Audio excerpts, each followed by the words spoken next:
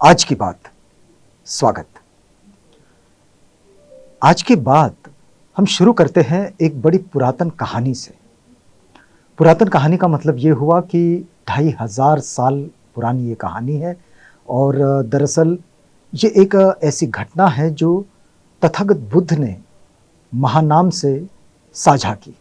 तो उसी कहानी से आज की बात को शुरू करेंगे और इस बात को आज इस कहानी के साथ शुरू करने का एक ख़ास मकसद ये भी है कि पूरी दुनिया जो तथागत बुद्ध की कायल है, उन्हें आज भी प्रासंगिक मानती है और उन्हें अपने जीवन का मार्गदर्शक मानती है, तो उसके पीछे क्या वजह होती है, तो उस वजह को समझने का ये प्रयास है। ये कहानी है दरअसल महानाम ने तथागत बुद्ध से ये बात पूछ ली थी कि तथागत जरा बताएं कि क्या ये हमेशा की बात है कि तथागत इसी जन्म में अपने सारे दुखों से छुटकारा पाने की शिक्षा देते हैं और इस पर जोर भी देते हैं। तो इस तरह की ये जो आशंकाएं जो पैदा हो जाती है, इस पर ये कहानी बनी हुई है और इसके जवाब में दरअसल तथागत कहते हैं, तो तथागत महानाम से कहते हैं कि महानाम, जब मैं राजगृह में गिरधकट पर्वत पर विहार करता था, उस समय बहुत सारे जैन साधु ऋषिगिरी की कालशिला पर आसन का त्याग कर खड़े खड़े नाना कष्ट झेल रहे थे। तथागत महानाम से ये बात बता रहे हैं।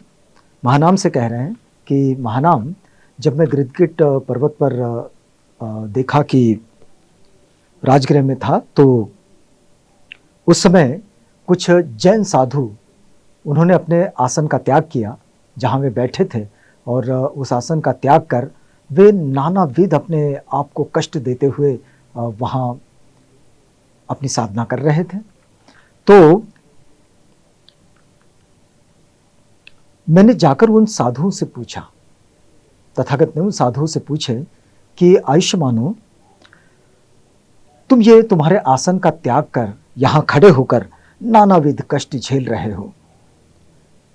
तो इस पर जैन साधुओं ने उनको उत्तर दिया कि हमारे जो तीर्थंकर हैं महावीर स्वामी, दरअसल तीर्थंकर ही कहा जाता है उन्हें और महावीर स्वामी में नहीं कहते हैं, तो हमारे जो तीर्थंकर हैं वे सर्वज्ञ हैं, जैन साधु कहते हैं। और उनका ये कहना है कि पहले के किए हुए जो पाप कर्म है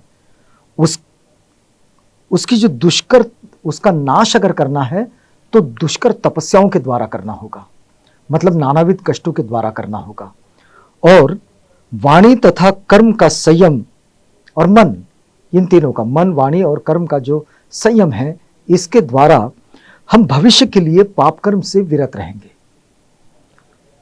तो उनका यह स्पष्ट मानना था कि वर्तमान में वो अपने आप को इतनी जो पीड़ाएं दे रहे थे, वो पीड़ाएं, वो कष्ट वो इसलिए दे रहे थे कि उन्होंने जो भूतकाल में जो कोई पाप किए हैं, उन पापों का वो शमन कर दे और नए पाप निर्माण ना हो, इसके लिए वे क्या करें, तो अब अपने मन, वाणी और कर्म को संयम में रखें।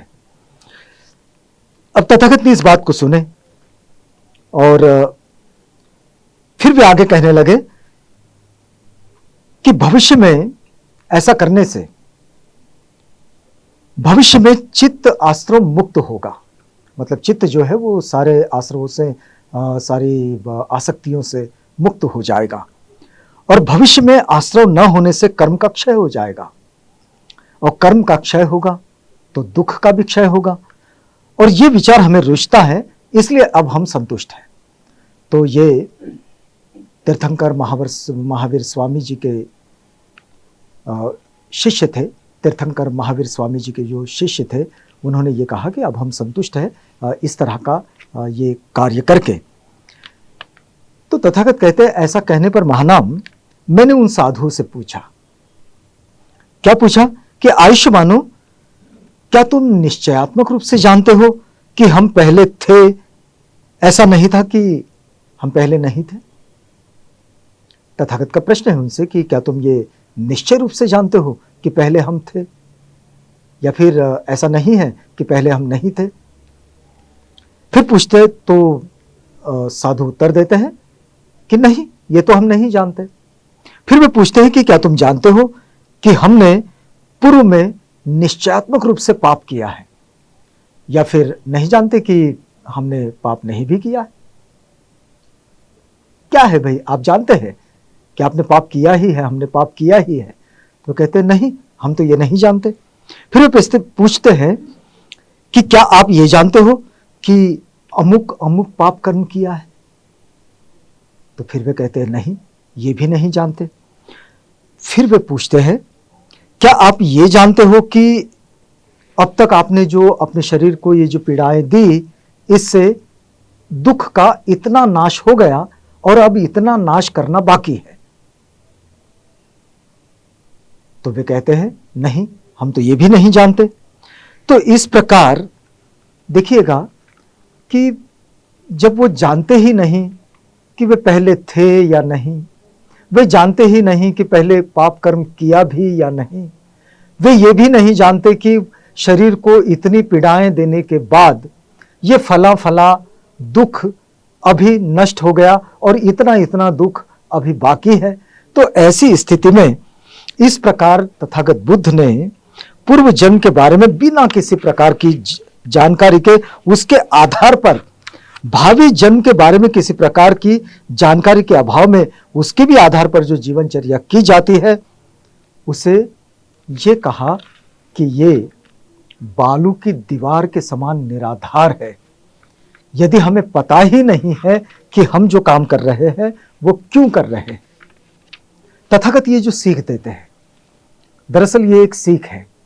सीख ये है कि हम जब ये जानते ही नहीं है कि हम फला काम क्यों कर रहे हैं, हम अपने शरीर को यातनाएं क्यों दे रहे हैं, अब हम ये जानते ही नहीं और बावजूद इसके यातनाएं दिए जा रहे हैं और जिसका कोई अर्थ नहीं, तो इसलिए तथागत कहते हैं कि ये जो अति का जीवन है, यानी कि ऐसा जीवन जो अपने आप को यातनाएं देता है, पीड़ाएं देता है, कायाक्लेश करता है, तो इस कायाक्लेश से कुछ मतलब तो है नहीं। तथागत ने ये सब बहुत लंबे समय तक किया। आप तो सब जानते हैं, अगर तथागत बुद्ध की जीवनी को पढ़ें तो उसमें यह पता चलता है कि उनकी हड्डियों का ढांचा बन गया था वो, उनका पूरा शरीर। इतनी यातनाएं देकर देखी उन्होंने, लेकिन रियलाइजेशन क्या है, अनुभूति क्या है कि सुजाता से खीर ग्रहण की और उसके बाद ये अनुभूति है कि यदि मनुष्य कुछ सोचने समझने की शक्ति अगर रख सकता है तो वो केवल आहार के द्वारा, यानी हर प्राणी का जीवन ये आहार पर निर्भर करता है। ये जो वास्तविकता है जीवन की, इस वास्तविकता से बुद्ध हम सबको जोड़ देते हैं। अब देखिएगा कि ये जीवन जीने की मतलब जो चीज जानते ही नहीं कि जीवन में जो दुख उत्पन्न हुआ है, उस दुख का कारण अगर जानते ही नहीं है और तब भी उस दुख को नष्ट करने के लिए, उसका विनाश करने के लिए या उससे छुटकारा पाने के लिए कुछ भी किए जा रहे हैं, तो इसे कहते हैं तथागत मिथ्या दृष्टि। ये जो मिथ्या दृष्टि है, इस मिथ्या दृष्टि से बाहर आने की सीख तथागत देते हैं और ये उसे आर्य अष्टांगिक मार्ग के साथ जोड़ते हैं। तथागत की सीख में जो मध्यम मार्ग आता है, जिसे लोग 8 फोल्ड पाथ कहते हैं, जिसे अष्टांगिक मार्ग कहा जाता है, ये जो 8 अंगों वाला मार्ग है, इस 8 अंगों वाले मार्ग में सबसे पहले वो ये कहते हैं कि भाई आपको अगर जीवन की ओर देखने का नजरिया नहीं बदलोगे तो फिर आप अपने जीवन को बेहतर नहीं बना पाओगे। यानी कि दृष्टि आपकी सम्यक हो जानी चाहिए, दृष्टि मिथ्या ना हो। अगर मिथ्या दृष्टि होगी तो जो काम करोगे वो भी मिथ्या ही होगा और मिथ्या से मिथ्या ही बनेगा, उससे कुछ अच्छा नहीं निकल आएगा, क्योंकि कारण तो मूल नष्ट हुआ नहीं। दुख जिन आसक्तियों के कारण, जिन आश्रमों के कारण जीवन में उत्पन्न हुआ है, यदि वे नष्ट नहीं हुए तो फिर शरीर को यातना देने से कौन सी चीज है जो वो नष्ट हो जाएगी और किस बात का फायदा हो जाएगा। तो ये जो लोग यातनाएं देने वाले लोग जो होते हैं अपने आप को, उन लोगों के लिए तथागत एक मध्यम मार्ग देते हैं और वे कहते हैं कि किसी भी अति पर जीने की जरूरत नहीं, न तो कायाक्लेश में और न ही लोभ में। इन दोनों से दूर रहने की, बात करते हैं वे, और दोनों के बीच में अपने आप को लाकर खड़ा करते हैं और फिर कहते हैं कि भाई ये रास्ता है, इस रास्ते को जरा ठीक से समझ लो।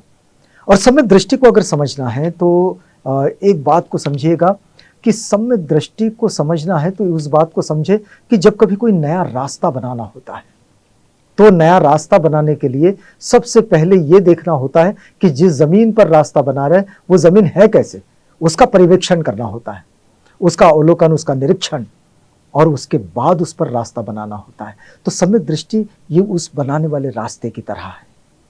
तो इस तरह से जब हम अपनी दृष्टि को ठीक कर लेते हैं तो निश्चित रूप से श्रेष्ठ जीवन पथ पर भी अग्रसर होने के लिए सम्यक दृष्टि की बड़ी जरूरत पड़ती है। आप देखिएगा कि तथागत एक बात की सीख देते हैं, और जिसके कारण, जैसा हमने आज की बात को शुरुआत करते हुए कहा था कि पूरी दुनिया तथागत बुद्ध के मार्गदर्शन को अपने जीवन के साथ क्यों जोड़ लेती है, तो उसके पीछे यही वजह बनती है कि तथागत किसी मत को चिपटे रहने के लिए नहीं कहते।